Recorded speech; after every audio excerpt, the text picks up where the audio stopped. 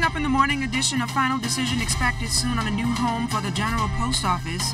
Key stakeholders seeking ways to enhance safety in the #1 industry and applauding good customer service in our community.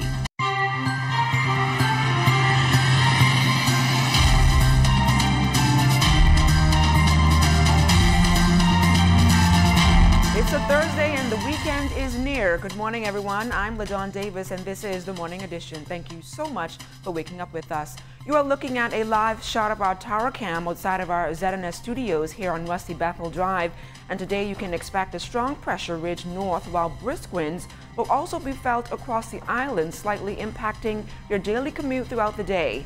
Traffic reporter Sieska Adderley is standing by on our traffic streets with traffic police. Good morning, Sieska. To you live from East Bay Street, and in this morning's traffic report we're focusing our attention on lights, but not the traffic lights as we did yesterday, but this time we're talking high beam lights that are on your vehicles. And here to tell us all about it is Corporal Miko Evans from the Traffic Division. Good morning, Corporal Evans. How are you on this Thursday morning? Good morning. I'm fine. Thanks for asking. Good. So let's talk about high beams and the impact that it can have negatively on your morning commute. High beams can cause a serious problem. It causes drivers, if you're coming towards a high beam, it will make it difficult for them to see the road, and not just the road, also pedestrians and different dangers around as they commute this morning. Okay, so are you finding it to be a trend that some accidents are caused as a result of people using their high beams? Oh, most definitely. A lot of accidents happen due to the high beam based on the cautionary statements taken from the drivers. They basically would tell you that they couldn't see the road because the oncoming vehicle had their high beams on. Okay, and when is it appropriate to use those high beams, Corporal Evans? Well, it's appropriate to use the high beams when you are driving around the area that is not properly lit or you have low visibility. All right, and so just for people to understand the difference between the high beam lights and their regular lights. Well, the high beam lights, your vehicle will indicate to you when you're using your low beam and when you're using the high beam. You will see that there is an indication on the dashboard, a blue indication letting you know that you have on your high beam. So you have to be careful with that. Okay, and when is it appropriate, I guess, to drive with your lights? You know, as it's getting light now, when should they turn off their lights and when should they turn back on their lights during their commute? Well, it's always good to look at the street lights. The street lights normally tell you when it's a good time to turn on your lights and off your lights. If you're driving and the street lights is off, it's probably a good time for you to turn off your lights as well. All right. Thank you so much. That's Corporal Miko Evans telling us all about the impact that high beams have on your commute. So be aware of that when you're driving out on the road this morning. Back to you in the studio, LaDawn. Thanks a lot, Sieska. And joining us live in studio for our weather outlook here on the Morning Edition is Chief Meteorologist Basil Dean. Good morning, Basil. Good morning, LaDawn. A pretty good night weather-wise, and that trend is expected to continue. But in the tropics, we have a couple of tropical waves. Nothing really happening out there. High pressure's in control of our weather, and that means breezy conditions again for the 700 islands of the Bahamas. Outside, partly cloudy, temperatures 77 degrees.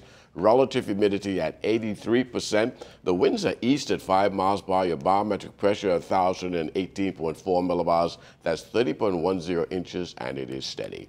Temperatures around the islands this morning, 78 in Greentoll, Key, Freeport as well. Marsh Harbor, Abaco reporting 78. In the Berry Islands, 82 degrees, 82 also in Alistown, Bimini. Harbor Island, 82. Roxanne, Eleuthera, 81, 81 in Otterstown, Cat Island. Stanley Key in Exuma Chain, Kemp Space on Andros, Fresh Creek in Central Islands. A little cooler here in the capital at 77 degrees. 81 in San Salvador. Also Rum Key in Crooked Island, Clarencetown, Long Island, and Ragged Island, more 81s. 80 degrees in Betsy Bay, that's Meg Warner. 80 also in Acklands, Matthewtown in Agua. 81 in the Turks and Caicos Islands, another 81 degrees. And your boating forecast for today in the northwestern islands, northeast to east winds, 12 to 18 knots, those wave heights 3 to 6 feet with a moderate chop. low tide. That will take place at 8:44 this morning, high tide at 3:03 in the afternoon. And for the central and southeastern islands, northeast to east, 15 to 20 knots. Caution flags are up for your boaters in the central and southeastern islands. The wave heights are going to be around 4 to 7 feet. That's going to do it for your first look at weather, the morning edition. Stay tuned. Your forecast for today and tonight is still ahead. Thanks, Basil. See you later on in the newscast. Now on to our top story this morning. Outstanding issues facing postal services could soon be resolved. A resolution was tabled in the House of Assembly yesterday to pave the way for the postal outlet on East Hill Street to be relocated to the Town Center Mall. The site will be used during the construction of a new home for the General Post Office. The resolution, which will be debated next week, is seeking approval for a 5-year lease with the Town Center Mall. The move is expected to be facilitated by December. Officials say the new location is necessary to enhance postal services and provide improved working accommodations for employees who are still working half days. Also this morning, with the Bahamas welcoming an estimated 6 million visitors to the destination on an annual basis, safety remains a priority for local tourism stakeholders. They are ensuring that crime and the perception of crime would not pose a threat to the #1 industry. The Ministry of Tourism teamed up yesterday with representatives from various security divisions to enhance safety and security concerns in key tourism zones. Minister of Tourism and Aviation, the Honorable Dionisio de Aguilar, says the goal is to confront the issues head-on to ensure that visitors have a memorable vacation experience. Petty crime lay the foundation for more serious crime. So if you bring down the hammer on petty crimes, you eliminate serious crimes to a greater degree. Tourism is the heart and lifeblood of our economy. We must pull out all of the stops, deploy all of the required resources, manpower and material resources to disable the criminally minded from operating in areas heavily frequented by our guests. Consistent, speedy enforcement is the key to crime reduction. Senior Assistant Commissioner of Police Stephen Dean believes, in addition to their strategies, forming fruitful partnerships between the police, the business community, and the general public are vital in reducing crime. He also outlined some of the challenges officers face on a daily basis.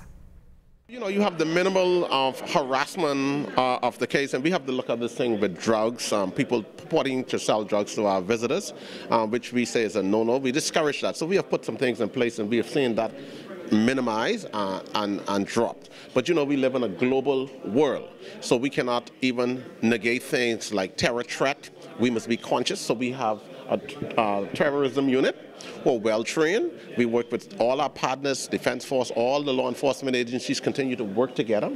So not because things are going well that we don't put these things in place.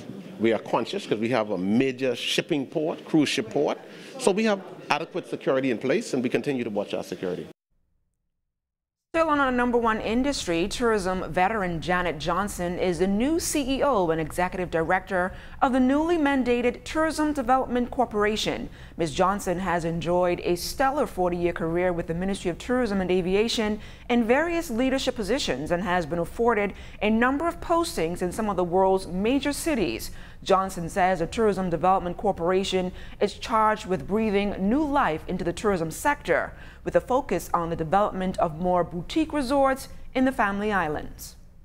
I'm more than pleased, so delighted with my new post and the things that I'm now going to be getting involved in. Community tourism is the new buzzword, and being able to go into these different economies, islands, and also heritage areas, and trying to work with people in those areas to start little cottage industries, or to create a tour, or to get involved in some way in the tourism business. During her tenure, Ms. Johnson plans to not only enhance the country's #1 industry, but to also improve the quality of life for our Bahamians, starting with residents in Bimini. We have a community tourism thrust in Bimini, where we have the jetty's going to be ready by 2019, late 2019. By then, they expect to have 4 cruise ships calling at Bimini per week. So that's an injection of about 5,000 people into the population. But they're going to be looking for tours. They're going to be looking for new and exciting things to do. And they're going to want to buy souvenirs. So we're going to be helping the Biminites to step it up, to improve what they have to offer. And still to come, fisheries officials speaking out about the way forward following that major poaching arrest in Bahamian waters. That story and more when the morning edition comes right back.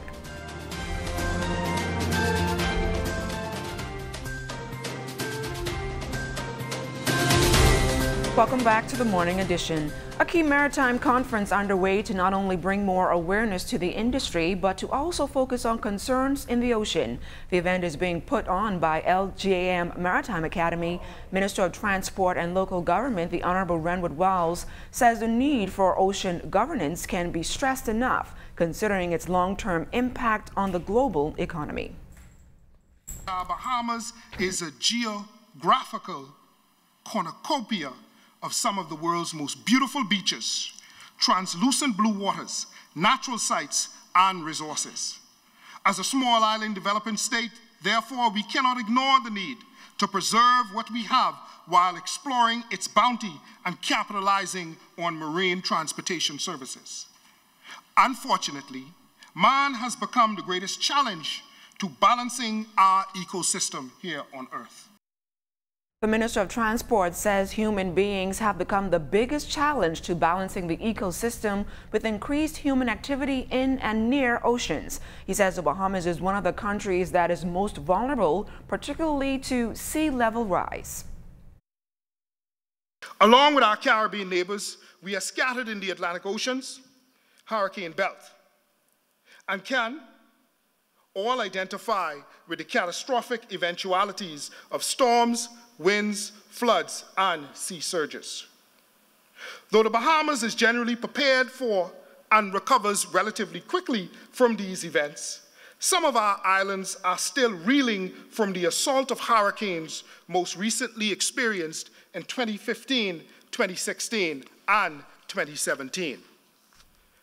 Apart from hurricanes, by reason of our geology and many other socio-economic factors, the Bahamas is particularly vulnerable to the loss of biodiversity, saltwater inundation of our freshwater lands, and loss of our agricultural lands. Meantime, concerns continue to mount over challenges faced by those in the fishing industry. Joining our Sieska Adderley live this morning is the Acting Director of Marine Resources, Edison Delaveau. Good morning, Sieska.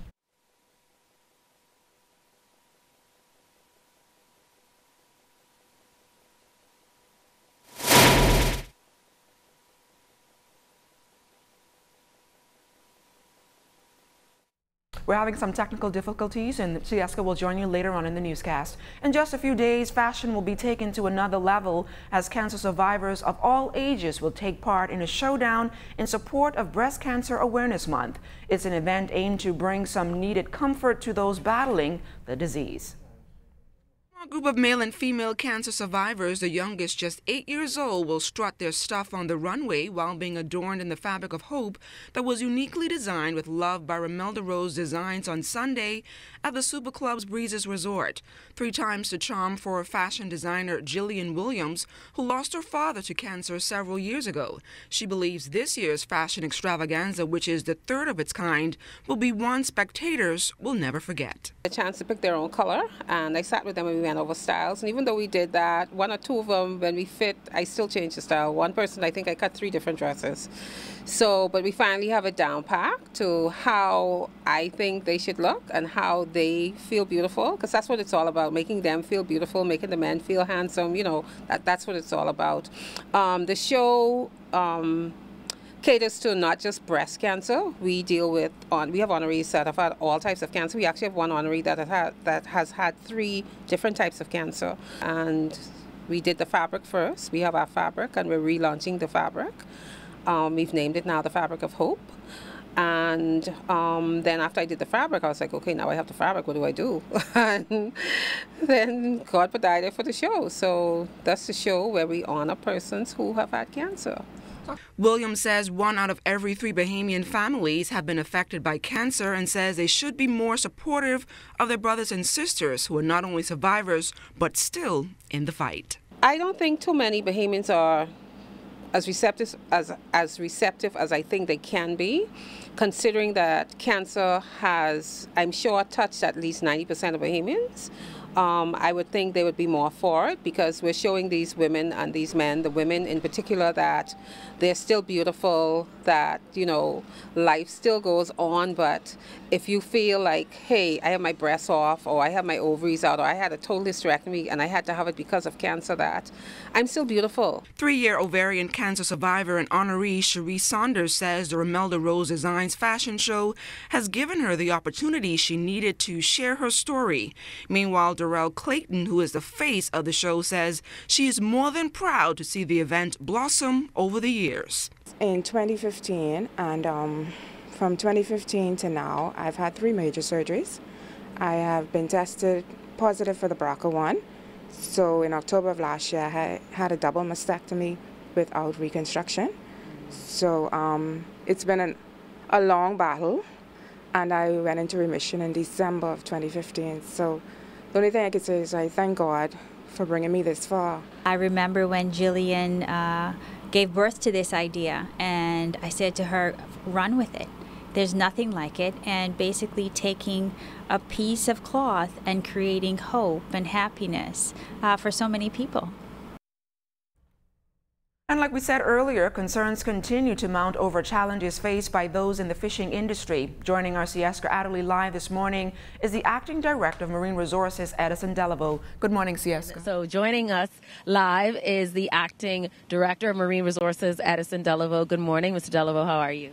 Good morning, Sieska. Good morning, Bahamas. It's a pleasure to have met you once again. All right. So poaching is definitely still an issue that you all are facing, especially with the latest discovery that was made recently with 124 Dominican. And I guess at this point, the arrest has been made. But what role or what is next for you all at the department? Well, what is next for us basically is that we have to try to ensure a successful prosecution of those persons arrested. As you have stated, poaching is a major problem, but it's only a facet of what we call illegal, unreported, unregulated fishing. And again, granted, the Dominicans are major problems, but we also have problems with our guests to the north who use their own pleasure crafts coming into the Bahamas. And even so, we have problems with our own people. All of us basically fish one particular stock.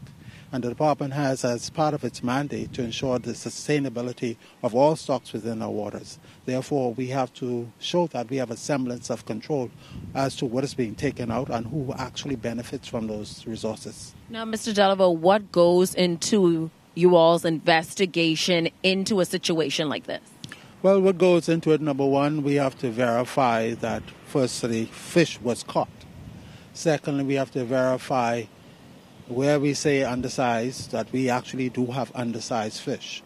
We have to investigate seasonality.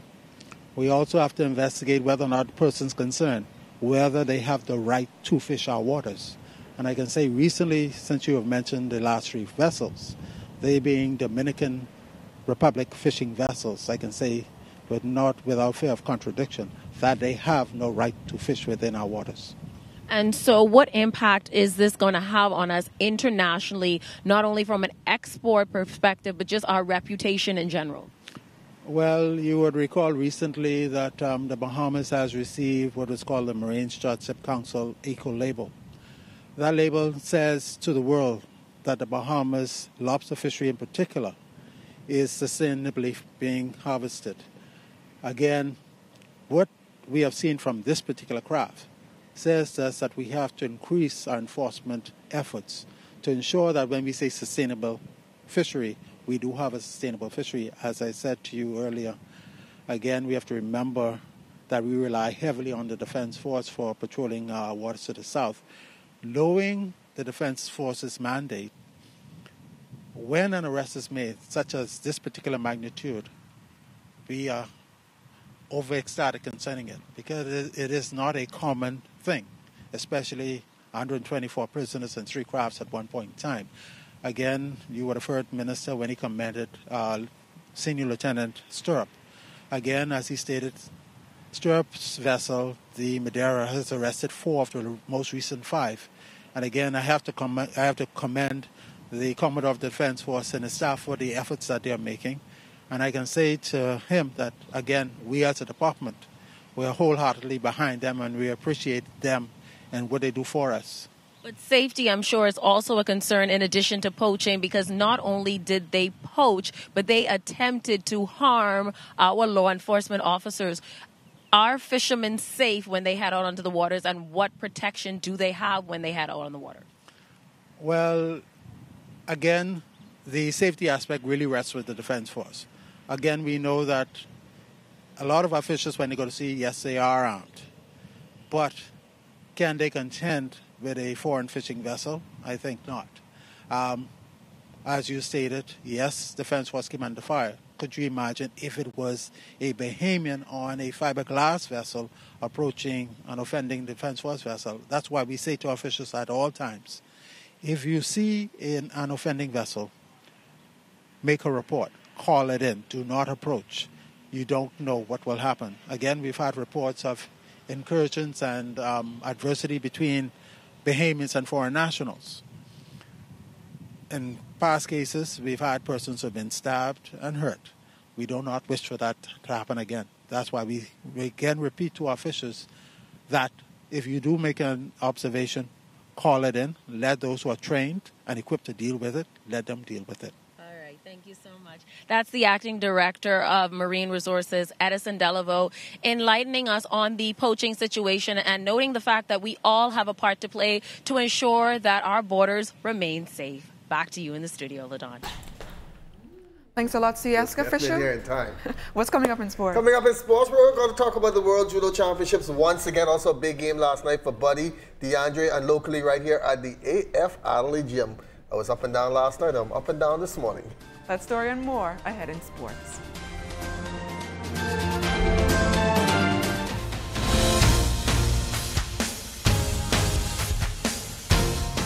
Good morning. Let's get to another busy day of sports. The World Junior Judo Championships official opening ceremony is set for 10 o'clock this morning in the Imperial Ballroom of the Atlantis Resort. However, competition got underway on Wednesday, and both Bahamian fighters, Jasmine Russell and Javon Beth, are losing, but gaining lots of experience.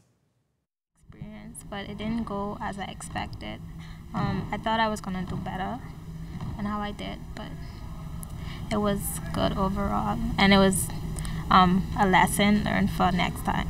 I planned to grip over the back and immediately attack, but I didn't really go through it. My body just didn't feel like moving on the big stage like this. I haven't been to many international tournaments, so on the big stage like this, when many faces watching me, I guess my body was kind of shocked.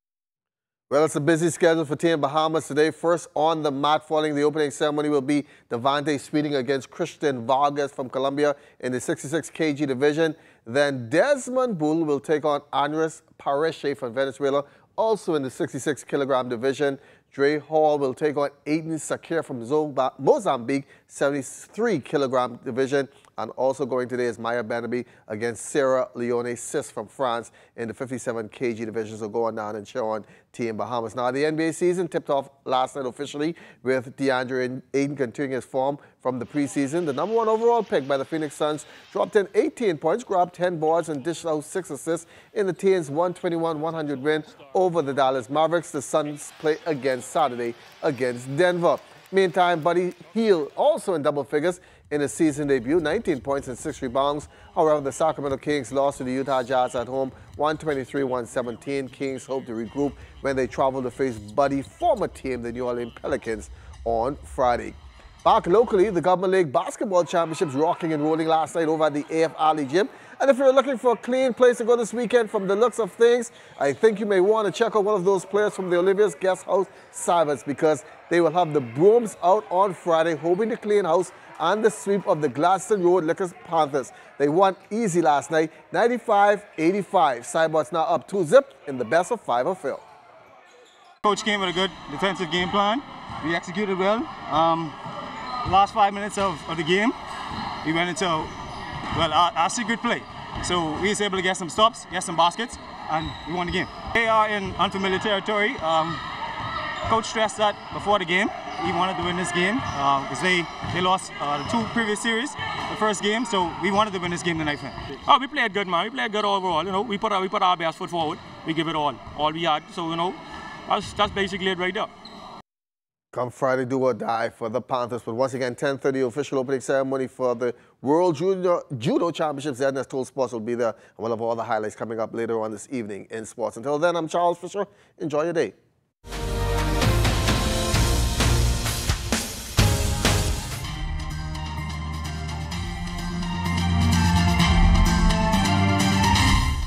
In our final look at weather, the tropics quiet this morning. We have a couple of tropical waves, and then there's a high pressure in control of our weather. Been that way for the past several days, and will continue right into the weekend with some brisk winds.